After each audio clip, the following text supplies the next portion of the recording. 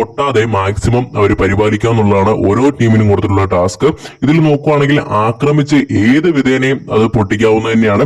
അത് വ്യക്തമായിട്ട് തന്നെ എടുത്തു പറയുന്ന ഒരു കാര്യം തന്നെയാണ്. അപ്പൊ പിച്ചി മാന്തി എന്നുള്ള കാര്യങ്ങളൊക്കെ പറഞ്ഞ് ഈ ശരണ്യനെ പോലുള്ള ആളുകൾ കിടന്ന് അല്ലറി കരയാതിരിക്കും എന്നുള്ള കാര്യങ്ങളും ബിഗ് ബോസ് ഒന്ന് ഓർമ്മപ്പെടുത്തുന്നുണ്ട്. സോ എപ്പോഴാണോ ബലൂൺ പൊട്ടുന്നത് അപ്പോൾ ആ ഒരു സമയം തന്നെ ആ ഒരു ടീമോ അല്ലെങ്കിൽ ആ ഒരു പാവയോ മരണപ്പെടുന്നത് തന്നെയാണ്. അപ്പൊ അങ്ങനെ നോക്കുമ്പോൾ ആ ഒരു ടീം ഔട്ട് ആകുന്നതാണ്. ഏറ്റവും അവസാനം നിലനിൽക്കുന്ന ബലൂൺ ഏതാണോ ഉള്ളത് ആ ഒരു ടീം വിജയിക്കുന്നതാണ്. ഇതിൽ അൺഫെയർ ആയിട്ടുള്ള കാര്യം പറയുകയാണെങ്കിൽ നമ്മൾ ഇന്നലെ തന്നെ പറഞ്ഞിട്ടുള്ളതാണ്, ഇതൊരു ഫിസിക്കൽ ടാസ്ക് ആണ് ഇനി വരുന്ന ആഴ്ചയിൽ. ഇതിൽ നോക്കുകയാണെങ്കിൽ ജിൻഡോയുടെ ടീം മൊത്തത്തിൽ 4 ഗേൾസ് ആണുള്ളത്, അല്ലെങ്കിൽ 3 ഗേൾസ് ആണ് ഉള്ളത്. അതിനകത്ത് ഒറ്റ ആളെ മാത്രമാണ് ജിൻഡോ. അതുകൊണ്ട് തന്നെ ഫിസിക്കൽ ഗെയിം എപ്പോഴും മിന്നു തന്നെയാണ് കൂടുതൽ പിടിച്ചു നിൽക്കുന്നത്. അത് പുള്ളിക്കാരൻ ഇന്നലെയും പറഞ്ഞിട്ടുള്ള കാര്യം തന്നെയാണ്. സോ അതുകൊണ്ട് തന്നെ നമുക്ക് ഈ ഒരു പ്രൊമോ കാണുന്ന സമയത്ത് ആദ്യമേ തന്നെ പുറത്താകുന്ന എനിക്ക് തോന്നുന്നു ജിൻഡോയുടെ ടീമാണെന്ന് തോന്നി. അതുകൊണ്ട് തന്നെ ഒരു അൺഫെയർ ആയിട്ടുള്ള കാര്യം എനിക്ക് പല സമയത്തും തോന്നിയിട്ടുണ്ട്.